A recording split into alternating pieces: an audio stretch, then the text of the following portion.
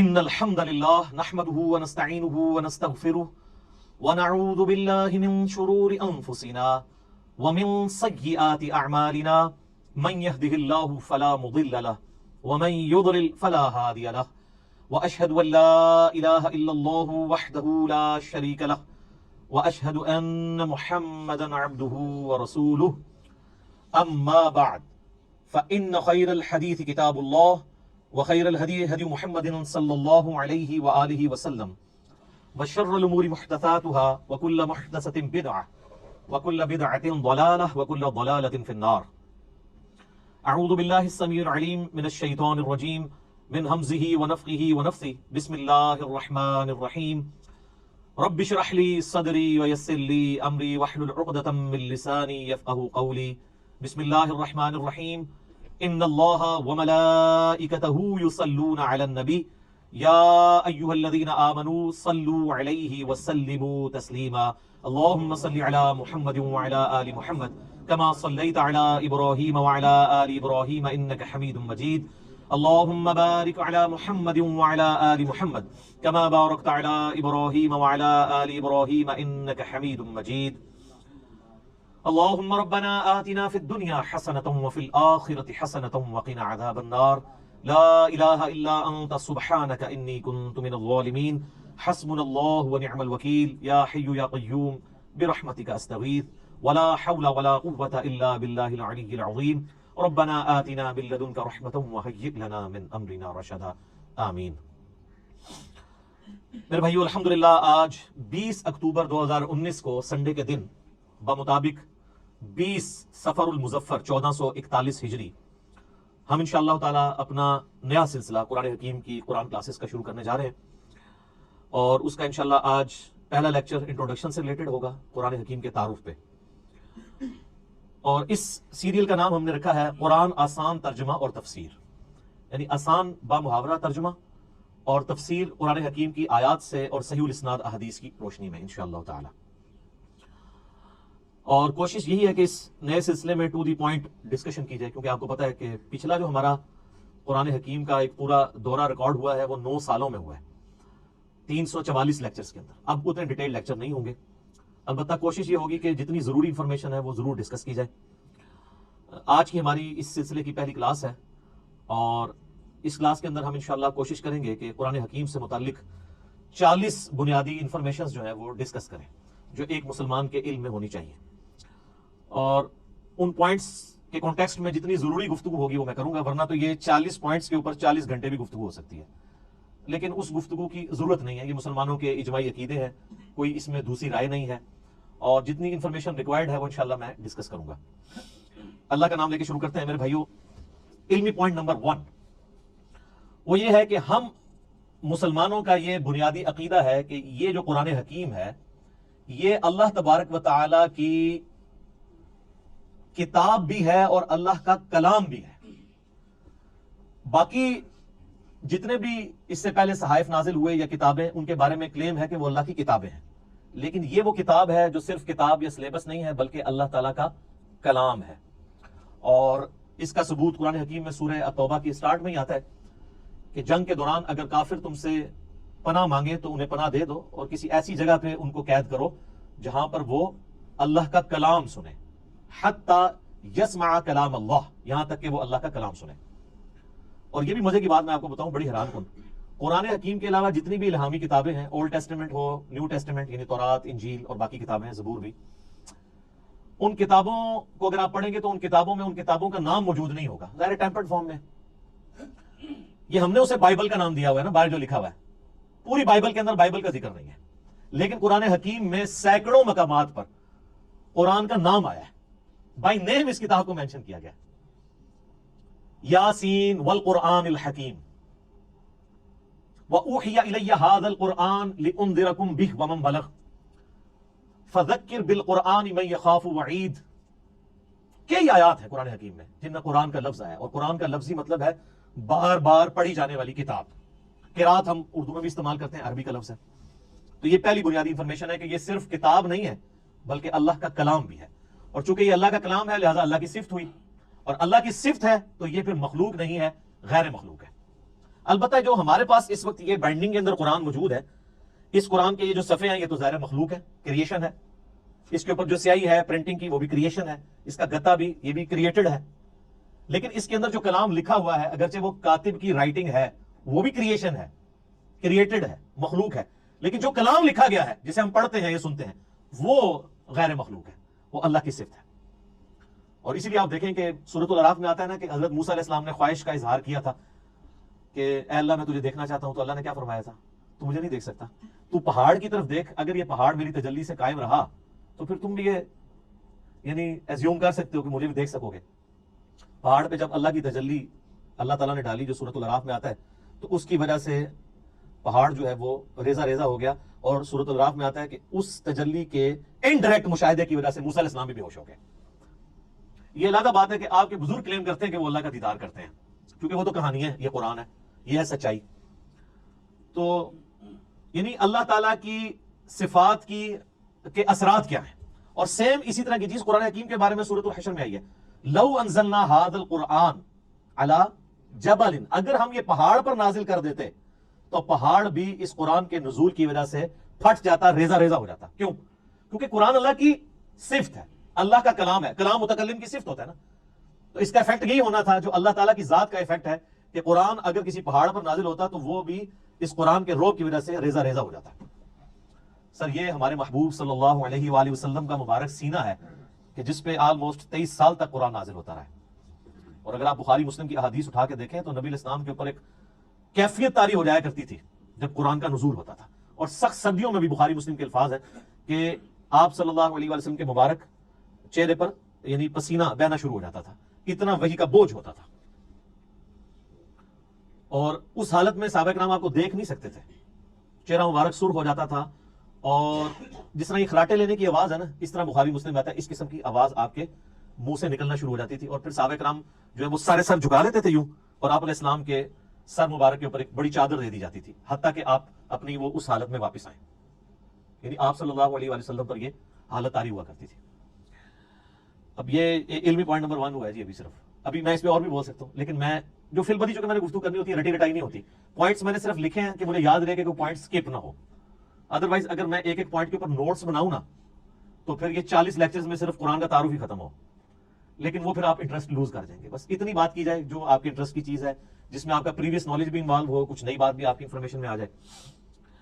علمی point number 2، ہم مسلمانوں کا یہ اجماعی عقیدہ ہے کہ قرآن حکیم اللہ تعالیٰ نے اپنے آخری پیغمبر سیدنا و مولانا امام اعظم محمد رسول اللہ صلی اللہ علیہ وآلہ وسلم پر نازل فرمایا ہے. یعنی یہ قرآن حکیم سلیبس کی فارم میں نبی علیہ السلام کے ہینڈ اوور نہیں کیا گیا، بلکہ آپ پر یہ نازل ہوا ہے، آپ کے سینہ مبارک کے اوپر.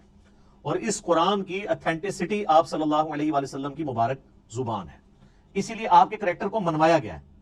سورہ یونس کے سٹارٹ میں بھی آیت نمبر 15 16 میں آتا ہے نا کہ اے نبی علیہ السلام ان سے فرماؤ میں اتنا عرصہ تم میں رہا ہوں، کیا تم نے اس سے پہلے کوئی ایسی بات مجھ سے سنی ہے؟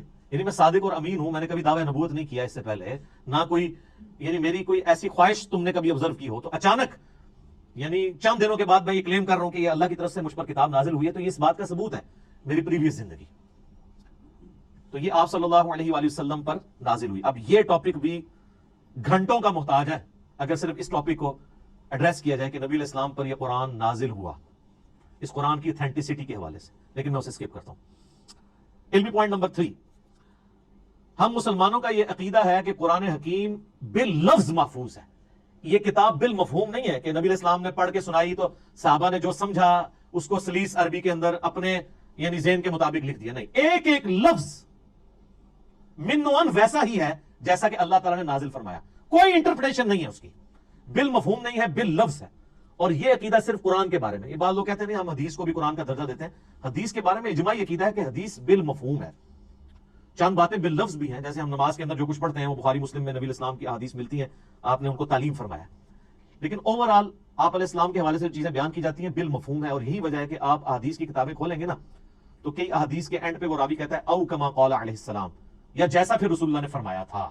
یعنی مجھے یہ بات پتہ چلی، مجھے یوں سمجھ آئی، یا جیسے پھر آپ نے فرمایا تھا، مفہوم یہی تھا. اور آپ بخاری مسلم اٹھا کے دیکھیں، آپ کو درجنوں احادیث ملیں گی کہ ایک ہی مجلس میں آپ صلی اللہ علیہ وآلہ وسلم نے کوئی بات ارشاد فرمائی ہے، کئی صحابہ نے اس بات کو رپورٹ کیا، سب کے الفاظ میں تھوڑا بہت فرق ہے، اوورآل مفہوم ٹھیک ہے، لیکن کسی سے کچھ سکپ ہو گیا, کسی سے کچھ. مثلا اب یہاں پہ تقریباً آلموسٹ 100 کے قریب لوگ بیٹھے ہوئے ہیں, میں یہاں پہ 55 منٹ کے اندر کتنی باتیں کروں گا. اب باہر نکل کے ان میں سے کتنے % لوگ ہیں جو من نوان میری ایک ایک بات کو پروڈیوس کر سکتے ہیں باہر جا کے؟ نہیں کر سکتے. کچھ کو کچھ حصہ یاد ہوگا, کچھ کو کچھ اس طریقے سے. اوورآل سب کو جمع کریں گے تو آلموسٹ آپ کامیاب ہو جائیں گے اس پوری مجلس کو. یہ ویڈیو ریکارڈ تو اس زمانے میں نہیں تھا, اس لیے تو ویڈیوز بنائی جاتی ہیں تاکہ کوئی چیز اسکپ نہ ہو. تو اس وقت تو لوگ کرائمنگ کے اوپر اعتبار کرتے تھے, نبی علیہ السلام سے سنتے تھے, یاد کرتے تھے, پریکٹس کرتے تھے, آگے باتیں پہنچاتے تھے. اور اس کا آپ کو بہترین نمونہ صحیح مسلم میں ملے گا. بخاری میں آپ کو ان چیزوں کا آئیڈیا نہیں ہوتا کیونکہ بخاری میں احادیث اسکیٹرڈ فارم میں. مسلم شریف میں ایک مجلس کی نبی علیہ السلام کی ایک وقت کی احادیث کے جتنے طرق آئے ہیں نا مختلف چین سے, وہ آپ کو ایک جگہ ملیں گے. مثلا مسلم کی پہلی حدیث یہی ہے مولا علی علیہ السلام سے, اور بخاری میں موجود ہے کہ نبی علیہ السلام نے فرمایا جس شخص نے میری طرف جھوٹی حدیث منسوب کی وہ اپنا مقام دوزخ میں دیکھ لے. اب یہ حدیث آپ کو سیدنا علی سے ملے گی, سیدنا عبداللہ ابن عباس سے ملے گی, سیدنا ابو ہریرہ سے, سیدنا جابر بن عبداللہ سے, سیدنا انس بن مالک سے, سیدنا مغیرہ بن شعبہ سے رضی اللہ عنہم اجمعین وعلیہم السلام اجمعین. 7-8 صحابہ سے ایک ہی حدیث ملے گی. اور امام مسلم نے اس کو ایک ترتیب سے نا اس مجلس میں, یہ جو نبی السلام کا فرمان تھا, ایک ایک صحابی سے وہ لے کے ہیں. تو آپ کو ان کے آپس کے الفاظ میں بھی 19-20 کا فرق نظر آئے گا, لیکن مفہوم ایک ہی ہوگا. اسی لیے مسلم شریف کی ترتیب کو کہا جاتا ہے کہ حدیث کی کتابوں میں سب سے بیسٹ جو ترتیب ہے وہ صحیح مسلم کی ہے, کیونکہ آپ کو یہ اندازہ ہو جاتا ہے کہ ایک مجلس میں کوئی چیز سکپ نہیں ہوئی. ایک حدیث کو کئی راوی اور کئی صحابہ کے شاگرد آگے تابعین بیان کر رہے ہوتے ہیں, سارے الفاظ آپ کو ایک جگہ مل جاتے ہیں. لیکن اللہ کا شکر ہے کہ یہ جو پرابلم ہے یہ قرآن حکیم کے کیس میں نہیں ہے. قرآن یہ 2 گتوں کے درمیان پوری دنیا کے اندر ایک ہی قرآن ہے اللہ کے فضل سے. سنی ہو, شیعہ ہو, ان کے آف شوٹس ہوں, حنفی, شافعی, مالکی, حنبلی, بریلوی, دیوبندی, اہل حدیث, اثنا عشری میں شیعہ کے اندر اثنا عشری ہوں, زیدیہ ہوں, سب کے سب, ایون آغا خانی ہوں, ان کے پاس بھی ہی قرآن ہے. تو اس حوالے سے قرآن حکیم کو یہ یعنی اعزاز حاصل ہے, بلکہ اس امت کا اعزاز ہے کہ ان کے پاس وہ کتاب ہے جو بالکل اسی طریقے سے محفوظ ہے. اور آج تو بڑا آسان طریقہ ہے, ہمارے پاس وہ نسخے موجود ہیں جو سیدنا عثمان نے لکھوائے تھے اس زمانے میں, من نوان وہ نسخے موجود ہیں. اور آج بڑا آسان طریقہ ہے, کاربن ڈیٹنگ اسے کہتے ہیں, جس سے آپ کسی بھی چیز کی لائف فائنڈ کر سکتے ہیں یہ کتنی پرانی ہے. آپ کو پتا ہے پچھلے دنوں برمنگھم کے میوزیم کے اندر ایک قرآن کا نسخہ ملا تھا, اس میں سورہ طٰہٰ کی اور بعض اور آیات یعنی کچھ ان کو صفحات ملے تھے, بھیڑ کی اس کے اوپر کھال کے اوپر لکھے ہوئے, کچھ ہڈیوں کے شانے پہ جس طرح اس زمانے میں لکھے. تو اس کی کاربن ڈیٹنگ انہوں نے کروائی ہے, اور وہ BBC کی رپورٹ ہے, کسی مسلمان نے نہیں بنائی ہے, غیر مسلم ہے. اس میوزیم کا انچارج جو ہے وہ غیر مسلم ہے, اور ان کی ویڈیو چڑھی, آپ یوٹیوب پہ جا کے لکھیں اولڈسٹ ورژن آف قرآن. وہ تو ورژن کہتے ہیں, ورژن تو ہے ہی نہیں, قرآن تو ایک ہی ہے. تو وہ آپ کو مل جائے گا, اس کی کاربن ڈیٹنگ کرائی ہے, وہ سیدنا عثمان کے زمانے کا قرآن ہے, اور کوئی فرق نہیں ہے الحمدللہ. اور اللہ نے ایسی فضل لی ہے, قرآن حکیم کا ایک نسخہ جو حضرت عثمان تلاوت کر رہے تھے اور اس نسخے کے اوپر ان کے خون کے قطرے گرے تھے جب ان کو شہید کیا گیا, اور وہ بھی کمال آیات ہیں سورہ البقرہ کی, فَسَيَكْفِيكَهُمُ اللَّهُ, ان کے مقابلے پر اللہ تجھے کافی ہے. ان آیات کے اوپر سیدنا عثمان کا خون گرا تھا. وہ آج بھی خون کا دھبا اور وہ نسخہ محفوظ ہے توپ کاپی میوزیم ٹرکی کے اندر. ایک اسی طرح کا نسخہ جو عثمان نے لکھوایا تھا وہ رشیا کے میوزیم میں ہے. تو سیم وہی قرآن ہے جو ہمارے پاس ہے, جو تاج کمپنی چھاپ رہی ہے یا ضیاء القرآن پبلیکیشن والے چھاپ رہے ہیں, یا انٹرنیشنل لیول کے اوپر وہ جو کاتب ہے عثمان طٰہٰ دمشق کا بلکہ علماء سے معذرت کے ساتھ, یہ لفظ دمشق ہے, یہ یعنی بلو بائنڈنگ میں چھپتا ہے سعودیہ سے, اور یہی ریڈ بائنڈنگ میں ایران سے چھپتا ہے. بالکل اندر ایک طرح کا قرآن ہے, اور ہر صفحے پہ آیت ختم ہو رہی ہے. کاتب نے اتنے مہارت سے اس کو لکھا ہے کہ ہر صفحے کے اینڈ آیت کے اوپر ہوتا ہے. یہ وہی قرآن ہے. کاربن ڈیٹنگ سے بھی آپ چیک کر سکتے ہیں کہ باللفظ قرآن حکیم محفوظ ہے, اور پھر اللہ نے اس کو ذریعہ محفوظ کا ہونے کا جو ہے وہ حفاظ کو بنایا ہے. آپ نے کبھی قرآن حکیم کے اینڈ پہ دیکھا ہے اس کی تصدیق کون کرتا ہے؟ 3-4 حفاظ کا لکھا ہوتا ہے, ہم نے اس قرآن کو لفظ بلفظ پڑھا ہے, اس میں کوئی غلطی نہیں ہے. تو حافظ کہاں سے پڑھ رہے ہوتے ہیں؟ اپنے یتاج سے. قرآن اللہ تعالیٰ نے عملی تواتر سے حفاظ کے ذریعے محفوظ کیا ہے. اس وقت دنیا میں لاکھوں میں نہیں ملینز میں لوگ موجود ہیں جن کو یہ کتاب ازبر ہے. کتنا بڑا معجزہ ہے. آپ انڈونیشیا کا مسلمان اٹھائیں, افریقہ کا مسلمان اٹھائیں, رشیا کا مسلمان اٹھائیں, سب کانٹیننٹ کا مسلمان اٹھائیں, کہیں سے شروع کریں, آدھی آیت پڑھے, اس سے اگلی وہ دوسرا پڑھے گا, ہو ہی نہیں سکتا کوئی اختلاف آ جائے. اور اتنا یہ محکم سسٹم ہے کہ غلطی کر ہی نہیں سکتا. امام کعبہ بھی اگر اپنی تلاوت میں بھولتا ہے نا تو پیچھے سینکڑوں لوگ لقمہ دے دیتے ہیں. اور سر یہ بھی دیکھیں قرآن کا, اس وقت کسی کا احترام نہیں ہوتا کہ آگے کون کھڑا ہوا ہے. قرآن میں اگر کوئی ذرا سی ڈنڈی بات نماز کے اندر لقمہ مل جاتا ہے. یہ قرآن کی اتنی بڑی حفاظت ہے. تو صرف یہ لکھے ہوئے کے اوپر اعتماد نہیں ہے، لکھنا تو ظاہر امپورٹنٹ ہے، کیونکہ الذی علم بالقلم، اللہ نے قلم کے ذریعے قرآن سکھایا ہے، علم سکھایا ہے، اور وہ قرآن بھی نبی الاسلام نے اس طریقے سے ٹرانسفر، لیکن یہ زبانی بھی مسلمانوں نے اسے یاد کیا ہے، اور ریٹن فارم میں یہ نسخے موجود ہیں۔ جب کبھی بھی کوئی ایشو آتا ہے، اب تو خیر آتا ہی نہیں ہے، اتنے اسٹیبلش ہو چکے ہیں، اب تو سافٹ ویئرز بن چکے ہیں، پی ڈی ایفs موجود ہیں، اب تو کوئی کبھی آپ نے دنیا میں سنا کوئی ایشو آیا کہ اس لفظ تھلے زیر ہے یا زبر ہے؟ کبھی؟ سر یہ کئی کافر جو مسلمان ہوئے ہیں نا، ان کے لیے سب سے بڑی اٹریکشن یہ ہے کہ قرآن کا ورژن ہی کوئی نہیں، ایک ہی قرآن ہے۔ یہ جو امریکن تھے وہ پروٹیسٹنٹ کرسچن یوسف ایسٹس 80s میں مسلمان ہوئے، آپ ذرا ان کی ویڈیو دیکھیں جس میں انہوں نے بتایا کہ میں مسلمان کیسے ہوا ہوں۔ اس میں انہوں نے بتایا کہ جب مجھے پہلی دفعہ پتا چلا کہ قرآن کا ورژن ہی کوئی نہیں ہے، کیونکہ ان کی تو سب سے بڑی مصیبت ہی ہے کہ بائبل کے کتنے ورژن ہیں، تو قرآن ایک ہی ہے پوری دنیا کے اندر۔ اس نے کہا میں کیسے مان لوں کہ یار اتنی پرانی کتاب ہے، پرنٹنگ میں کئی بار کوئی لفظ ٹوٹ جاتے ہیں، لیکن ان کو پتا نہیں کہ پرنٹنگ نے نہیں سے محفوظ کیا، مسلمانوں کے سینے نے محفوظ کیا، سینوں نے۔ اور نبی اسلام کی حدیث ہے المستدرک الحاکم میں صحیح سند کے ساتھ انٹرنیشنل نمبر کے مطابق 399 کہ اللہ تعالیٰ میری امت کو کبھی گمراہی پہ جمع نہیں ہونے دے گا، جماعت پہ اللہ کا ہاتھ ہے، قیامت تک اجماع امت اللہ کی حفاظت میں، اور قرآن حکیم کی حفاظت اللہ تعالیٰ نے امت کے اجماع کے ذریعے کروائی ہے۔ یہ قرآن ہمارے سامنے تو نہیں نازل ہوا، امت کے اجماع نے اسے ٹرانسفر کیا، یعنی امت میں کوئی دوسری رائے نہیں ہے۔ ایک تو وہ رائے نا جو مناظروں میں ہوتی ہے کہ جی وہ آپ کی کتابوں میں یہ لکھا ہوا ہے تو وہ کہتے ہیں آپ کی کتابوں میں یہ لکھا ہوا ہے، وہ ساری فضول باتیں ہیں۔ نہ سنی ان روایتوں کو آن کرتے ہیں، نہ شیعہ ان روایتوں کو آن کرتے ہیں۔ قرآن حکیم محتاج نہیں روایتوں کا، جو عملی تواتر سے چیز نقل ہوئی ہے، دنیا میں ہزار مسلمان بھی کھڑے ہو کے کہیں یہ آیت ایسی نہیں ایسے ہے، آج تک تو کوئی نہیں کھڑا ہوا، نہ ہوگا اللہ کے فضل سے۔ وہ کہہ رہے ہیں جی پچھلے دنوں جی وہ اسرائیل والوں نے جی ایک سورت بنا کے پوری چڑھا، اور سارے اسرائیل والے پورا قرآن بنا کے اور چڑھا دیں۔ آپ کو یقین نہیں کہ اس کی حفاظت کا ذمہ کس نے لیا ہوا ہے؟ اللہ نے۔ صحابہ کرام کو تو شاید یہ آیت نہ سمجھ آئی ہو اس وقت، ایمان بالغیب ہی ہو، انا نحن نزلنا الذکر وانا لہ لحافظون، سورۃ الحجر آیت نمبر 9۔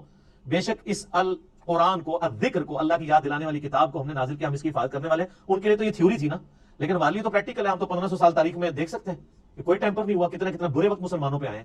ایک وہ وقت بھی آیا کہ ہلاکو خان نے بغداد کی ساری لائبریریز جو ہیں وہ دریائے دجلہ میں بہا دی تھی، تو قرآن کو تو کوئی فرق نہیں پڑا۔ اور وہ جو برمنگھم کا نسخہ ہے نا ان کے پاس جو نکلا ہے، وہ انگریزوں کے دور حکومت میں ان کے پاس وہ نسخہ ہاتھ لگا تھا، پھر وہ انہوں نے انگلینڈ میوزیم میں شفٹ کر دیا تھا۔ وہ انگریزوں کی حکومت پھر سلطنت عثمانیہ ٹوٹنے کے بعد عراق کے اوپر بھی رہی ہے، اس دوران انہوں نے پرانی کسی لائبریری سے اسے شفٹ کیا تھا، جو ہلاکو خان کی تباہی کی وجہ سے بچ گئے ہوئے تھے نسخے۔ تو قرآن حکیم کو اللہ تعالیٰ نے اس طریقے سے محفوظ کیا۔ اچھا یہ جب میں نے پوائنٹ لکھے تھے تو میں نے کہا تھا میں ایک منٹ میں ایک پوائنٹ بیان کروں گا تو 40 منٹ میں ختم ہو جائے گا، لیکن یہ تو ان لوگوں کا ختم ہوتا ہے جنہوں نے خبریں پڑھنی ہوتی ہیں، جنہوں نے درد دل سامنے رکھنا ہوتا ہے، جنہوں نے ایک کمپریہنسو نالج گین کیا ہوتا ہے، جن کو پتا ہے کہ اس وقت دنیا کیا سوچتی ہے اسلام کے بارے میں، تو ان کے لیے تو پھر یہ کہ ایک پوائنٹ کو ڈسکس کرنا ہے 1 منٹ کے اندر ناممکن ہو جاتا ہے، مختصر یہ کام ہو نہیں سکتا۔ پھر میں نے اپنے بھائیوں سے مشورہ بھی کر لیا تھا کہ اگر ہم بالکل اسٹرکٹلی اس کے ساتھ اٹیچ رہیں گے کہ ہم نے اتنے منٹ میں اتنی چیزوں کو ختم کرنا ہے، تو پھر وہ فی البدی گفتگو کا جو حسن ہے وہ ختم ہو جائے گا، پھر کئی پوائنٹس رہ جائیں گے جو ضروری ہوں گے، جو ایک مسلمان کو پتہ ہونے چاہیے۔ علمی پوائنٹ نمبر 4 وہ یہ ہے میرے بھائیوں کہ قرآن حکیم اپنی اصلی فارم میں لوح محفوظ کے اندر ہے۔ یہ ہمارے ہاتھ میں جو قرآن ہے نا، یہ اس کی اتھینٹک کاپی ہے۔ اصل میں جو قرآن ہے نا وہ اللہ نے لوح محفوظ میں لکھا ہوا ہے، بل ہوا قرآن مجید فی لوح محفوظ۔ سورۃ الواقعہ میں بھی آیا نا کہ وہاں سے اس کو کس نے، تنزیل من رب العالمین، یعنی یہ رب العالمین کا اتارا ہوا ہے۔ لا یمسہ الا المطہرون، یعنی جو قرآن حکیم ہے نا اس کو وہاں پر پاکیزہ فرشتے ہی چھوتے ہیں، کوئی وہاں پہ پہنچ نہیں سکتا۔ اللہ نے اسے اتارا ہے، یہ جنات کے اثر سے نہیں ہے، شیاطین کے اثر سے نہیں ہے۔ کیونکہ کافروں کا اعتراض تھا نا کہ جی نبی اسلام، اور بعض میں مخلص بھی تھے کہ یار اچانک زندگی کے 40ویں سال میں آپ غار میں جا کے غار حرا میں بیٹھے ہیں، ہو سکتا ہے کسی آسیب کا سایہ ہو گیا ہو تو اس کی وجہ سے آپ یہ کلام کر رہے ہیں، تو وہ تو پھر آپ کو پتا ہے آسیب کے سایہ والوں کی حالت یہ تو نہیں ہوتی، ان کی تو حالت ہی کچھ اور ہوتی ہے۔ اور صحیح مسلم میں بڑی مشہور حدیث ہے نا، ایک بندہ ہے جو جھاڑ پھونک کیا کرتا تھا آسیب کے سائے کے لیے، جادو ٹونا کا علاج، اس کا نام تھا ضماد، عربی میں ضاد میم الف اور دال، اردو میں زماد، کئی مسلمان رکھتے بھی ہیں نام وہ، لیکن وہ جن کے نام زماد ہے نا ان کو پوچھے نا کہ نام آیا کہاں سے ہے، ان بیچاروں کو مسلم شریف کی حدیث نہیں پتا ہوگی کہ زماد ہے کون تھا۔ وہ جھاڑ پھونک کیا کرتا تھا، مکے آیا تو اس نے سنا کہ یہاں پہ ایک شخص ہے کہ جو بڑا ایک ڈائنامک اس کی لائف تھی، یعنی وہ سب کی آنکھوں کا تارا تھا، ایک کامیاب تاجر بھی تھا، اور لوگ اس کے پاس امانتیں رکھواتے تھے، بڑا زبردست، یعنی وہ ایک سمجھ لیں کہ اس معاشرے کے ایلیٹ طبقہ تھا۔ تو اچانک اس کو کچھ ہو گیا اور لوگ پریشان ہیں، ظاہر ہے جس نے 40 سال تک کوئی بات ہی نہ کی ہو اس ٹاپک پہ، اور اب وہ کہے کہ میں اللہ کا پیغمبر ہوں، مجھ پہ یہ کلام نازل ہوئے، تو لوگ تو پریشان ہو جائیں گے. تو اس نے کہا کہ میں جھاڑ پھونک جانتا ہوں، اگر تم مجھے اس کے پاس لے جاؤ تو مجھے امید ہے کہ میں اس کا علاج کر دوں گا. اس کو کیا پتا تھا کہ علاج اس کا نہیں، اس کا اپنا ہو جائے گا. تو لوگ اسے لے گئے نبی الاسلام کے پاس. تو آپ صلی اللہ علیہ وآلہ وسلم سے اس نے کہا کہ میں آپ کا علاج کر سکتا ہوں، آپ بتائیں کہ آپ کے ساتھ کیا ایشو ہے، تو اپنا مسئلہ بیان کریں. تو آپ صلی اللہ علیہ وآلہ وسلم نے نا کوئی بات نہیں کی، قرآن بھی نہیں پڑھا. آپ جو تقریر سے پہلے خطبہ دیتے تھے نا، آپ نے بس وہ پڑھا، ان الحمد للہ نحمده ونستعینه ونستغفره ونعوذ باللہ من شرور انفسنا ومن سیئات اعمالنا من يهده الله فلا مضل له ومن يضلل فلا هادي له واشهد ان لا اله الا الله وحده لا شريك له واشهد ان محمدا عبده ورسوله. اب یہ کاش آپ کو عربی آتی ہوتی تو آپ کو پتا ہوتا کہ آپ نے کیا پڑھا ہے صلی اللہ علیہ وآلہ وسلم. تو اس نے جب سنا تو وہ ہل گیا. اس نے کہا جی ایک بار ذرا پھر سنائیں. دوسری بار، تیسری بار اس نے کہا میں گواہی دیتا ہوں کہ آپ اللہ کے پیغمبر ہیں، اپنا ہاتھ بڑھائیں اور مجھے مسلمان کریں. تو حالانکہ جو بندہ ایکسپرٹ تھا جادوگری کا، اس نے بھی کلام سن کے، قرآن نہیں صرف آپ علیہ السلام کا عام کلام سن کے، اس نے کہا نہیں، جنات جن لوگوں کے اوپر اثر ہوتا ہے ان کا اس طرح کا کریکٹر نہیں ہوتا، وہ اس طرح کی باتیں نہیں کرتے، ان کی باتیں تو آل فال ہوتی ہیں، اتنی پریسائز باتیں نہیں ہوتی ہیں. پھر نبی علیہ السلام کی مبارک ذات کا ایک روپ بھی تھا. جو بندہ جادو کا، ان ساری چیزوں کا ایکسپرٹ تھا، اس نے ڈکلیئر کر دیا کہ جادوگر نہیں ہے. اور جو جہلات ہے، جن کو جادو کا، اسیب کا الف بے بھی نہیں پتا تھا، وہ لوگ نبی الاسلام کو اس کے بعد بھی جادوگر کہتے رہے، نعوذ باللہ. ان کی قسمت میں ظاہر نہیں تھی نا. ہونا تو چاہیے تھا کہ جب ایکسپرٹ نے مان لیا کہ نہیں ہے، تو تم لوگوں کو تو پتہ ہی نہیں یہ فیلڈ ہے کہ نہیں، تم خواہ خواہ کہتے ہو. جیسے معذرت کے ساتھ آج کی دنیا میں آپ کو مثال دوں، میرے بارے میں لوگ کہتے ہیں جاہل ہے، اس کو تو عربی بھی نہیں آتی، اس کو تو پڑھنا ہی کچھ نہیں آتا، وہ قرآن دیکھ کے بھی غلط پڑھتا ہے، وہ پڑھ ہی نہیں سکتا. ٹھیک ہے آپ کہتے رہے، تو جو سن رہے ہیں ان کو نہیں پتا کیا ہو رہا ہے. تو ہم ان باتوں کا بھی جواب نہیں دیتے. ہم کہتے ہیں ٹھیک ہے یار، آپ نے ہمیں جج کرنا ہے، ہماری ویڈیوز آپ کے سامنے ہیں، آپ ان کو دیکھیں، جج کریں، آپ کو پتا چل جائے گا سچائی کیا ہے، جھوٹ کیا ہے، غلط کیا ہے، آپ کو سب کچھ پتا چل جائے گا. تو یہ میرے بھائیوں، یعنی یہ جو آواز حق کے لیے بلند ہوتی ہے، اس کے ساتھ ہمیشہ اس طریقے سے یعنی لوگ مسچیف کرنے کی کوشش کرتے ہیں، لوگ یعنی غلط طریقے سے حق کی آواز کو دبانے کی کوشش کرتے ہیں، لیکن اللہ تعالیٰ جو آواز اٹھانی ہوتی ہے وہ اللہ تعالیٰ اٹھا دیتا ہے. ٹھیک ہے. یعنی اب یہ بھی پوائنٹ ایک اتنا بڑا پوائنٹ ہے کہ یعنی اس کے اوپر ڈسکشن ہو سکتی ہے کہ قرآن حکیم اللہ تعالیٰ نے لوح محفوظ میں رکھا ہوا ہے، اور اپنے اصلی حالت میں یہ ہمارے پاس یہ کاپی ہے. کتنی بڑی خوش نصیبی ہے کہ ہمارے پاس وہ کتاب ہے کہ جو اوریجنل کتاب لوح محفوظ میں ہے. سورہ زخرف کے سٹارٹ میں بھی ہے نا، اللہ تعالیٰ نے فرمایا کہ یہ کتاب جو ہے ام الکتاب، کتابوں کی ماں، اللہ کی ہارڈ ڈسک لوح محفوظ کے اندر ہمارے پاس ہے. اور یہ یاد رکھیے گا، یہ مصحف جس ترتیب میں ہمارے پاس موجود ہے نا، اسی ترتیب میں لوح محفوظ پہ لکھا ہوا ہے، اگرچہ اس کی ترتیب نزول یہ نہیں ہے. مصحف کی ترتیب آپ پتہ ہے نا، سورۃ العلق کی پہلی 5 آیات نازل ہوئی ہیں، وہ تو پارہ نمبر 30 میں ہے. سورہ بقرہ جو ہے وہ اس وقت نازل ہوئی ہے جب 2/3 قرآن نازل ہو چکا ہوا تھا، مکی قرآن وہ شروع میں ہے. لیکن اللہ کے پاس لوح محفوظ میں اسی ترتیب میں وہ اللہ تعالیٰ نے اس کتاب کو سرکمسٹانسز کے اوپر نازل کیا ہے. اور یہ اس قرآن کی سب سے بڑی خوبی ہے جو کسی اور الہامی کتاب میں نہیں ہے، کہ جو سرکمسٹانسز کے اوپر نازل ہوئی ہے، اور مسلسل 23 سال تک. علمی پوائنٹ نمبر 5 میرے بھائیو، قرآن حکیم ہمارے محبوب صلی اللہ علیہ وآلہ وسلم کا واحد معجزہ ہے جس کی بنیاد پہ ہم نبی علیہ السلام کے لیے نبوت کلیم کرتے ہیں.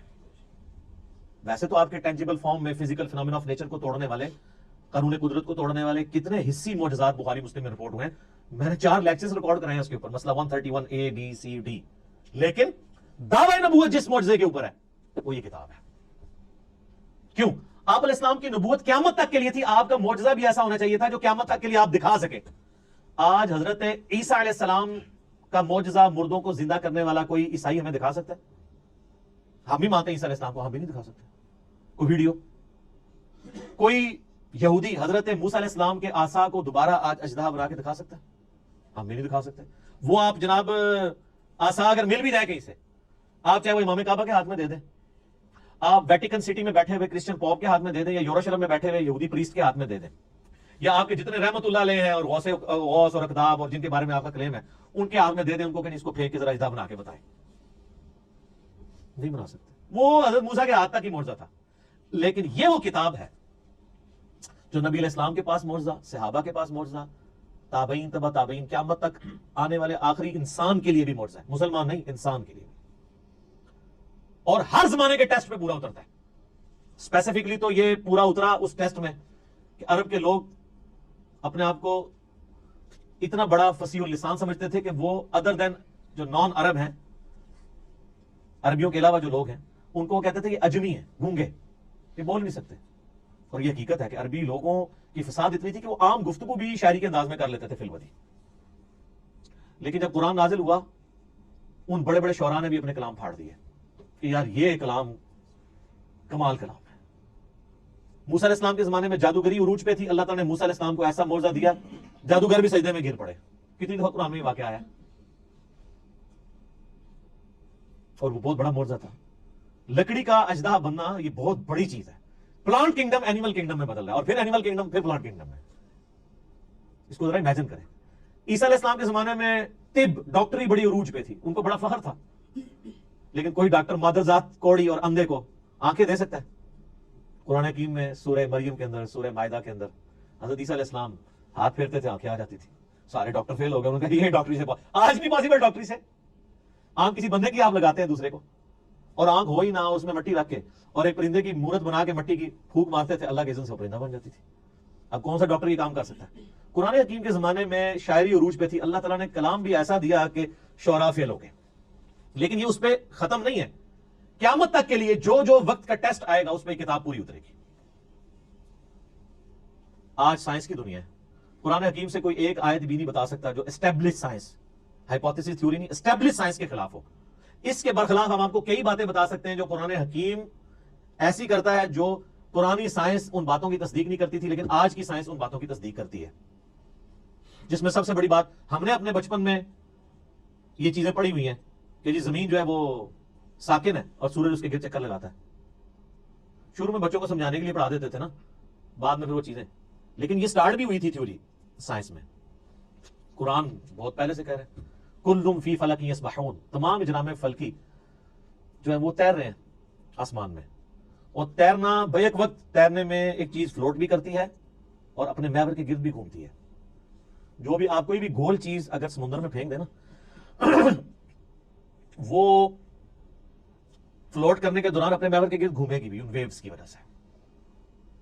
اللہ نے لفظ بھی ایسا استعمال کیا کہ نہ صرف وہ کسی اور چیز کے گرد ریوالو کر رہی ہیں بلکہ اپنے ایکسس کے گرد، اپنے محور کے گرد بھی وہ چیزیں گھوم رہی ہیں. تو قرآن حکیم تو اس چیز کو پہلے ایڈریس کر چکا ہے. اس حوالے سے آپ ایک میرا کلپ بھی ہے Quran and modern versus modern science, وہ آپ دیکھ لیں. ڈاکٹر ذاکر نائک کا بھی ایک ویڈیو ہے پرانی، پھر انہوں نے دوبارہ سے ریکارڈ کرائی تھی، وہ بھی آپ دیکھ لیں.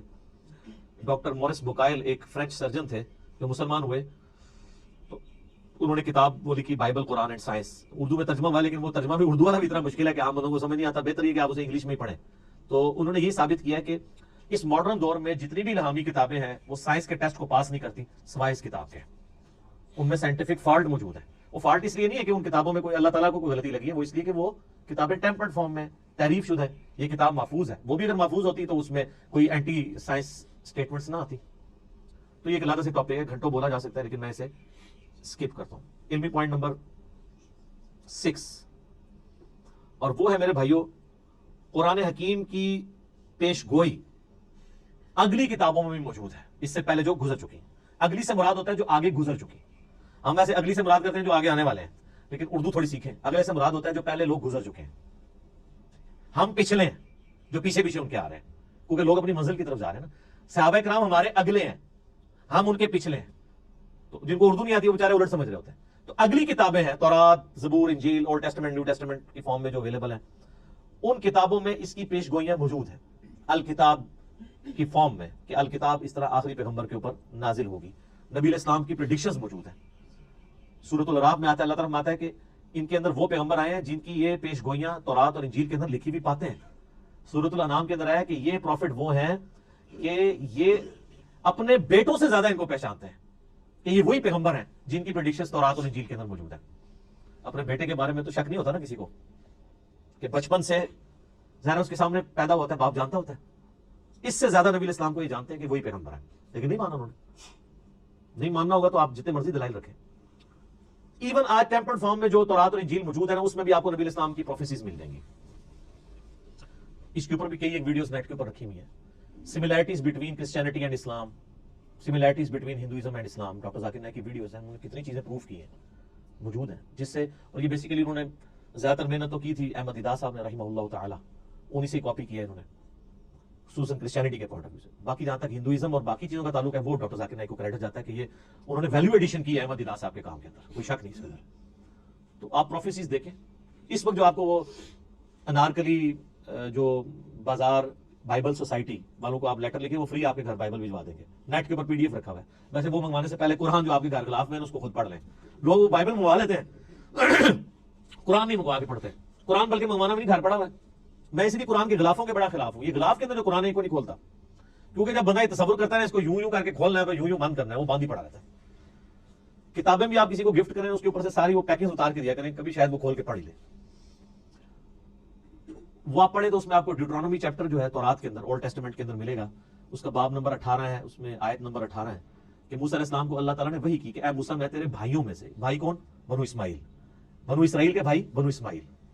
اور یہ یعنی تورات کے شروع میں پیدائش چیپٹر میں موجود ہے کہ حضرت ابراہیم علیہ السلام کی 2 بیویاں تھیں، 2 بیٹے تھے جو مین حضرت یعقوب علیہ السلام جو ان کے حضرت اسحاق کے بیٹے تھے تو وہ آگے ان سے وہ بنی اسرائیل چلے، اور دوسری طرف حضرت اسماعیل تھے.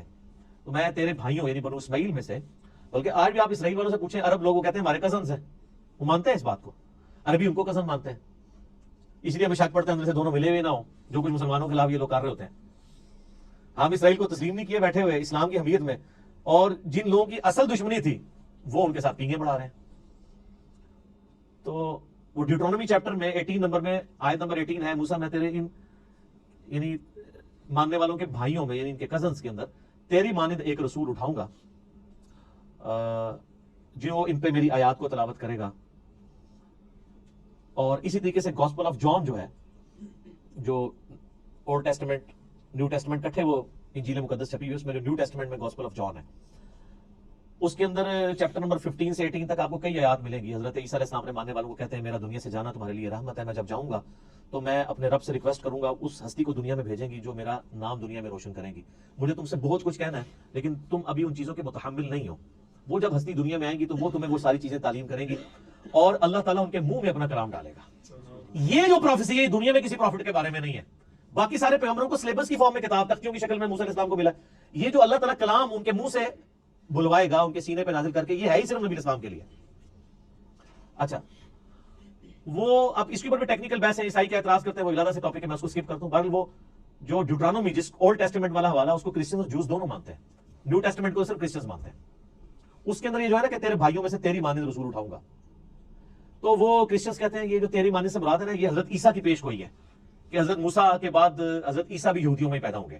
اس میں تو کوئی شک نہیں کہ حضرت عیسیٰ بھی یہودی تھے، یہودی النسل تھے، بنی اسرائیل میں سے تھے. لیکن یہ پروفیسی ان کے بارے میں پوری نہیں ہوتی کیونکہ اس میں الفاظ ہے تیری مانند اور تیرے بھائیوں میں سے. بھائی تو بنو اسرائیل کے بنو اسرائیل نہیں بنو اسماعیل ہے، ورنہ تو ہوتا کہ تم ہی میں سے اٹھاؤں گا. بھائی کہنے کی ضرورت ہی نہیں تھی، تیری اولاد میں سے اٹھاؤں گا.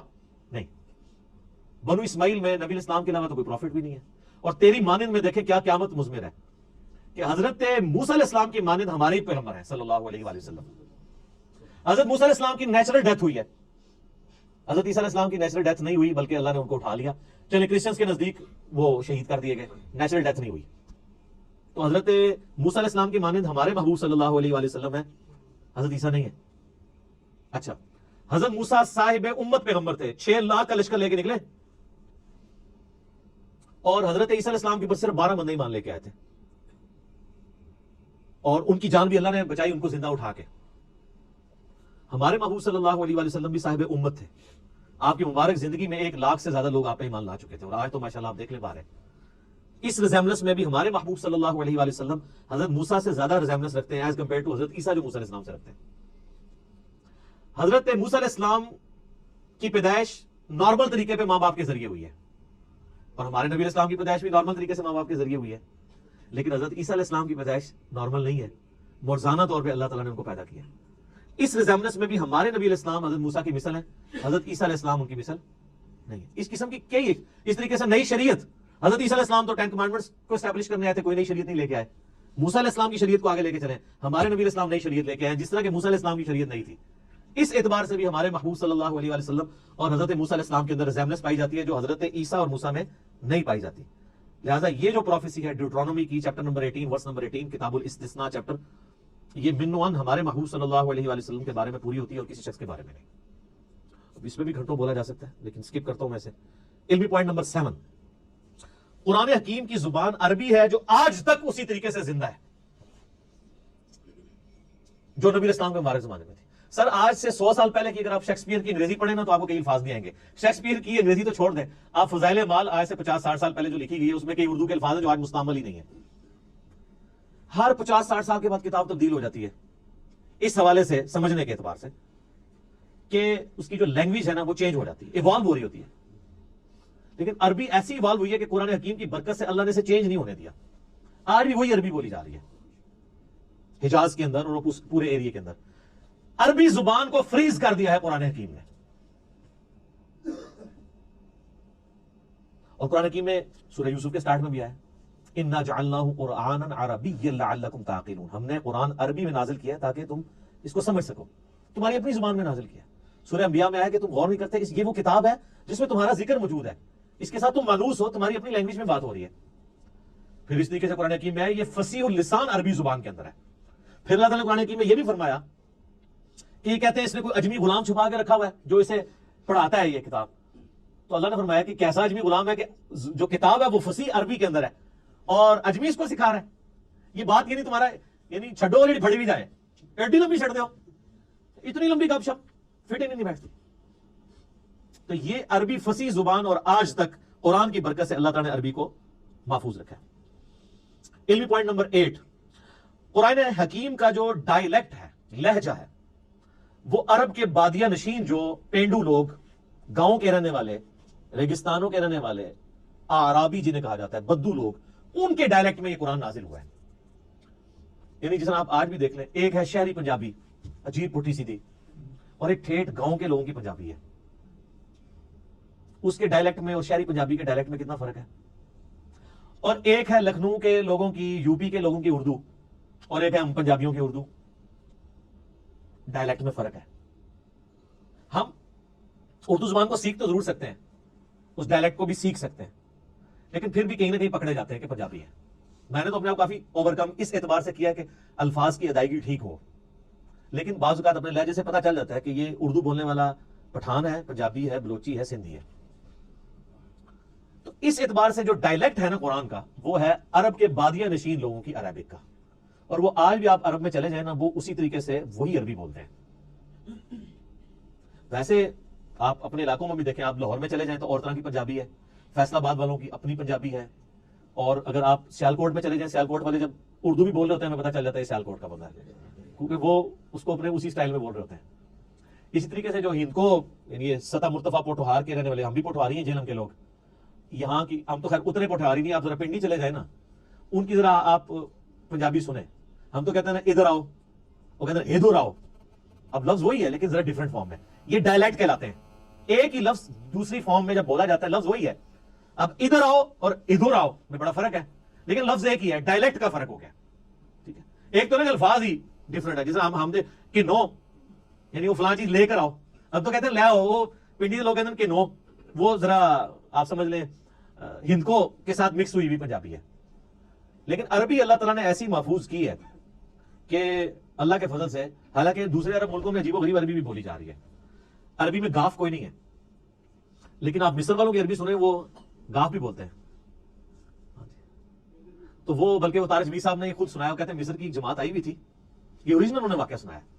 کہتے ہیں مصر سے ایک تبلیغی جماعت آئی ہوئی تھی, تو کسی گاؤں میں پنجاب کے ٹھہری, تو وہ ان کو نماز کے لیے آگے کیا, تو وہ نماز کے بعد دعا کروانے لگے نا, تو اس نے دعا کی اللہم انی اسألک الجنہ, اللہم انی اسألک, میں تو اس سے گنا مانگتا ہوں. اچھا وہ جنہ کو گنا پڑھتے ہیں, لفظ ہے جیم, تو وہ اس کو گاف پڑھتے ہیں. جیسے کئی لفظ گاف ہیں عربی میں جیم پڑھے جاتے ہیں. یہ شیخ عبد القادر جو جیلانی ہے, ان کا نام ہے شیخ عبد القادر گیلانی. جب یہ عربی میں گیا نا, تو عربی میں تو گاف نہیں ہوتی تھی, تو ان کو جیلانی کہنا شروع کر دیا, گاف کو جیم بنا. جیسے کراچی ہے, تو کراچی اب چھ تو ہوتی نہیں عربی میں, کراچی اگر کوئی وہ عربی بولے گا تو کراچی تو نہیں بولے گا. پاکستان کو وہ پاکستان بولتے ہیں, کیونکہ پانی پے ہوتی نہیں ہے تو بے بولتے ہیں اس کی جگہ. تو تاج بھی صاحب کہنے لگے کہ وہ بار بار دعا کر رہے تھے اللہم انی اسألک الجنہ, وہ کہہ رہے تھے وہ جنہ کو گنا پڑھ رہے تھے. تو وہ جناب گاؤں کے لوگ اتنے سارے گنے لا کے انہوں نے اگلی نماز میں وہاں رکھ دیے. انہوں نے کہا گنے پہ مانگنے نے ظاہر ہے, اس سے آپ ہمارے لوگوں کی بھی جہالت دیکھ لیں کہ ان کو بھی عربی کوئی نہیں آتی نا. ورنہ وہ اللہم انی اسألک یہ ان کو سمجھ آ رہی ہوتی ہے، ان کو بس یہی سمجھ آیا گنا گنا وہ کہہ رہے ہیں، شاید گنا شوق سے کھاتے ہیں، تو وہ جنہ کو گنا پڑھ رہے تھے. تو اس طرح کا یعنی جو عربک میں ڈیفارمیشن ہے نا وہ مصر کی عربی میں اور اس طرح کی آئی ہے کہ اس میں الفاظ اس طرح آ گئے، لیکن جو پیورلی عرب کے لوگ ہیں وہ آج بھی وہی عربی بولتے ہیں جو عربی ہے، اس کے اندر وہ کوئی بھی اس طریقے سے تبدیلی نہیں آئی ہوئی ہے. جس قسم کی تبدیلی جو ہے وہ ہمیں ان لوگوں کے اندر نظر آتی ہے. تو یہ اللہ تعالیٰ نے قرآن حکیم کو محفوظ کیا ہے عربی کی برکت سے. اللہ تعالیٰ نے عربی کو محفوظ کیا ہے قرآن کی برکت سے. عربی اللہ کی زبان ہے نا جی، تو اس میں بھی اب کافی کچھ بولا جا سکتا ہے. علمی پوائنٹ نمبر 9 وہ ہے میرے بھائیوں قرآن حکیم جو ہمارا عیسوی کیلنڈر اس وقت چل رہا ہے نا دنیا میں، جس کے مطابق آج 20 اکتوبر 2019 ہے. اس کیلنڈر کے مطابق 610 عیسوی 610 AD اینو ڈومینی، یہ آفٹر ڈیتھ آف عیسیٰ نہیں ہے، یہ اینو ڈومینی ہے، ایئر آف دا لارڈ. حضرت عیسیٰ کی پیدائش کے سال کو یعنی ڈکلیئر کیا گیا تھا 1 عیسوی. ان کی ڈیتھ کو نہیں، یہ AD سے مراد ڈیتھ نہیں ہے، یہ لیٹن لینگویج کا لفظ ہے، اینو ڈومینی کا مخفف ہے. اس میں میرا یوٹیوب پہ کلپ بھی ہے، عیسوی کیلنڈر ورسز ہجری کیلنڈر. یہ دونوں اللہ کے کیلنڈر ہیں، وہ سورج کے اعتبار سے چلتا ہے، دوسرا چاند کے اعتبار سے. لیونر اور سولر دونوں ہی اللہ کے ہیں. 610 عیسوی سے لے کر 632 عیسوی تک، ان نبی اسلام کی وفات 632 میں ہوئی، اس پیریڈ آف ٹائم کے اندر قرآن حکیم نازل ہوا ہے.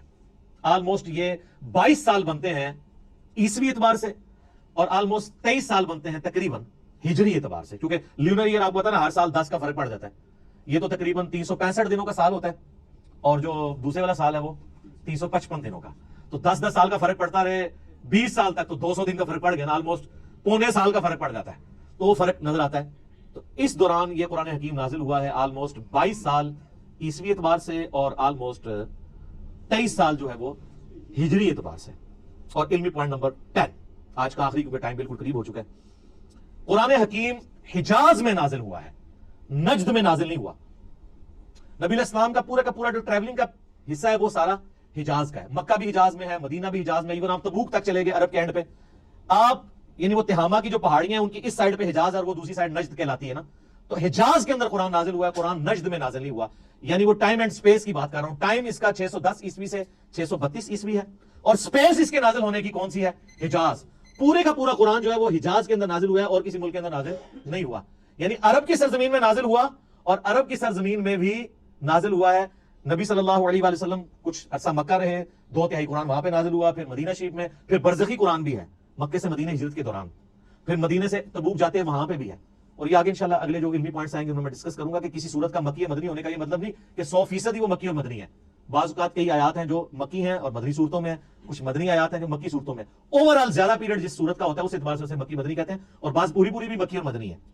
لیکن ایک جو ہمارا یہ عقیدہ ہے کہ یہ قرآن حکیم آن دا فیس آف ارتھ جس سپیس میں نازل ہوا وہ سپیس تھی حجاز کی سپیس. عرب کا جو جزیرہ نما عرب ہے اس میں بھی حجاز والا پورشن جو ہے، یہ والا پورشن جو پہاڑوں کے اس طرف لائی کرتا ہے، تو یہ قرآن نجدی نہیں. یہ نجدی وہ بھی آپ کو پتہ ہے نجدی کہتے ہیں نا، نجدی ہو، تو قرآن حکیم نجدی نہیں ہے، قرآن حکیم حجازی ہے. ٹھیک ہو گیا؟ تو اللہ تعالیٰ سے دعا ہے جو حق بات میں نے کہی اللہ تعالیٰ ہمارے دلوں میں راسخ فرمائے. اگر جذبات میں میرے منہ سے کوئی غلط بات نکل گئی تو اللہ تعالیٰ ہمارے دلوں سے معاف کر دے. ہمیں کتاب و سنت کی تعلیمات پر عمل کر کے دوسرے بھائیوں تک پہنچانے کی توفیق عطا فرمائے. اللہم صلی علی محمد وعلی آل محمد کما صلیت علی ابراہیم وعلی آل ابراہیم انک حمید مجید. اللہم بارک علی محمد وعلی آل محمد کما بارکت علی ابراہیم وعلی آل ابراہیم انک حمید مجید. سبحانك اللهم وبحمدك أشهد أن لا إله إلا أنت أستغفرك وأتوب إليك وما علينا إلا البلاغ المبين. جزاكم الله خيرا.